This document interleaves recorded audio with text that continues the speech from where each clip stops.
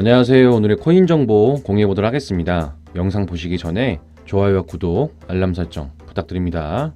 주말간 큰 사건이었죠. 주말간 카카오가 먹통이 되면서 카카오와 관련된 모든 서비스들이 이용하는 데 문제가 생겼습니다. 카카오 출범 후 12년 만에 최장시간 최대 오류를 알려지면서 그동안 우리나라 사람들이 너무 카카오에 의지하는 경향이 없지 않아 있던 것으로 보이는데, 이번 오류로 인해 피해 보신 분들 굉장히 많을 것이고, 더군다나 국내 암호화폐 거래소 업비트에서도 카카오 인증 서비스 장애로 인해 서버 이용에 문제가 발생하는 등 여러 피해 사들이 나오고 있습니다. 그래서 오늘은 메타버스 관련 코인으로 주목받으며 꾸준히 언급되고 있는 코인 디센트럴랜드에 대해 브리핑 드려보도록 하겠습니다. 오늘 브리핑 드릴 소식은 디센트럴랜드의 최근 소식과 전망에 관한 소식이오니 필히 끝까지 시청하셔서 투자에 조금이나마 도움되시기 바라겠습니다.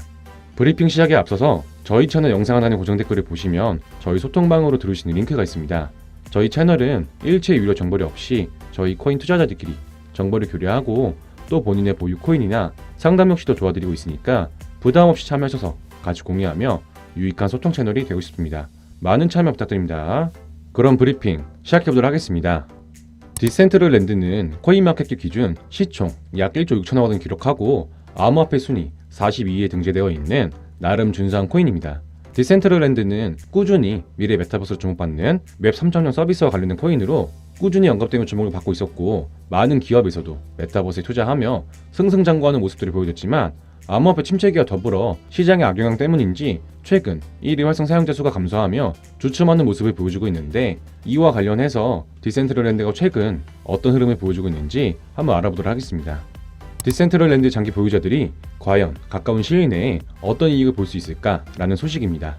내용을 자세히 알아보자면, 지금 보시는 화면이 암호화폐 분석 매체 센티멘트의 분석 자료인데, 디센트럴랜드는 지난 9개월 동안 가격 하락을 겪은 후 1일 온체인 거래이익 대비 손실 비율이 3년 만에 최저 수준으로 나왔습니다. 이 수치는 최근 3년 중 거래이익이 가장 낮은 수준임을 보여주고 있는데, 현재 수준 또한 잠재적인 바닥에 가깝다는 것을 나타내고 있습니다. 하지만 과거 디센트럴랜드의 가격은 손익 비율이 이렇게 낮았을 때 최저 수준을 기록한 후 6주 동안 610% 이상 올랐던 이력이 있어 몇몇 투자자들이 조금이나마 희망을 가지고 있는데, 현재 디센트럴랜드는 4월 14일 2.12달러의 최고가 이후 70%가량 하락했고, 올해 들어 지금까지 암호화폐 시장의 침체기가 심각해지면서 메타버스 기반 프로젝트에 대한 관심이 줄어들고 있습니다. 이 같은 영향 때문인지 보시는 자료에서 알 수 있듯이 디센트럴랜드는 지난 몇 개월 동안 사용자 감소가 계속되어 왔고, 계속된 사용자 수 감소와 가격 하락은 거의 절정에 달해 상황입니다. 센티멘트의 데이터에 따르면 매일 디센트럴랜드는 거래하는 고유 활성 주소 수는 5월 중순 이후 90% 이상 감소하며 네트워크에서 매일 생성되는 새 주소 수도 감소하고 있습니다. 이처럼 암호화 자산의 잠재적인 바닥 표시는 해당 자산의 네트워크 활동이 장기간 감소하는 것으로 간주할 수 있고, 200일 평균 1위 활성 주소와 신규 주소 또한 6개월 만에 최저 수준을 기록하고 있습니다.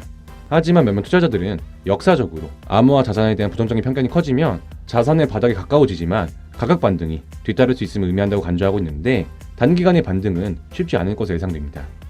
다음 소식은 디센트럴랜드 1위 활성 사용자 수가 40명 미만인 이유에 관한 소식입니다. 암호화폐 분석 매체 코인텔레그래프의 자료를 인용해보자면 약 12억 달러 규모의 메타버스 생태계인 디센트럴랜드의 최근 1위 활성 사용자가 최근 40명 미만이라는 보고에 많은 투자자들이 충격을 받고 있습니다. 분산 금융 분석 회사로 알려진 디앱 레이더에서 밝힌 바로 최근 웹3의 미래에 대한 질문들이 제기되면서 암호화 커뮤니티 여러 곳에서 상당한 화제를 불러일으키는 중이고, 디앱 레이더 측은 메타버스가 빠르게 성장하는 생태계이며 계산을 위해 전적으로 개발자 데이터에 의존한다는 점을 지적했습니다. 이처럼 많이 과장된 메타버스를 포함하여 웹3 생태계에 대한 관심이 어느 정도 감소하는 추세고, 많은 주목을 받으며 번창한 디센트럴랜드 프로젝트조차도 현재 약세 시장에서 전례없는 압력에 직면하고 있다고 밝혔습니다. 마지막으로 메타버스 플랫폼 활성 사용자에 대한 논쟁이 확산되고 있는데, 대표적인 메타버스 플랫폼으로 알려진 디센트럴랜드와 더 샌드박스가 최근 어떤 트렌드를 보여주고 있는지 알아보겠습니다. 대표적인 메타버스 암호화폐로 알려진 디센트럴랜드와 더 샌드박스가 최근 1위 활성 사용자 수 논란에 휘말리고 있는데, 디센트럴랜드의 활성 사용자 수는 38명, 더 샌드박스의 활성 사용자 수는 52명으로 집계되고 있지만 해당 플랫폼 측은 집계 결과에 오류가 있다며 반박하고 있습니다. 하지만 시총 10억 달러가 넘는 플랫폼들의 사용자 수가 극소수이며 가격도 최고점 대비 90% 폭락하면서 대중들의 반응과 생각은 다소 냉랭한 분위기입니다.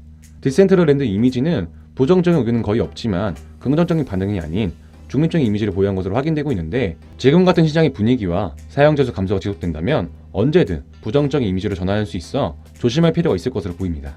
여기까지 디센트럴랜드의 현황과 전망에 대해 알아봤습니다.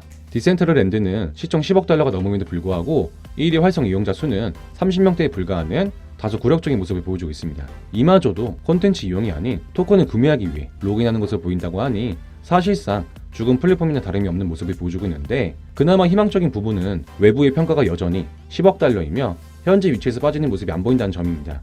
기관 투자자로서 이런 상황이 지속된다면 손절을 할 법도 한데, 그렇지 않다는 건 잠재력이 죽지 않았으니 미래를 생각했을 때 충분히 홀딩할 만한 가치가 있다는 것으로 볼 수 있습니다.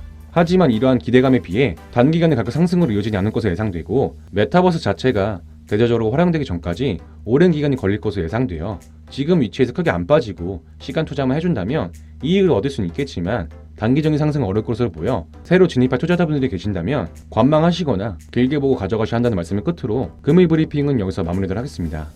여기까지 디센트럴랜드에 대한 최근 소식들 알아봤는데요.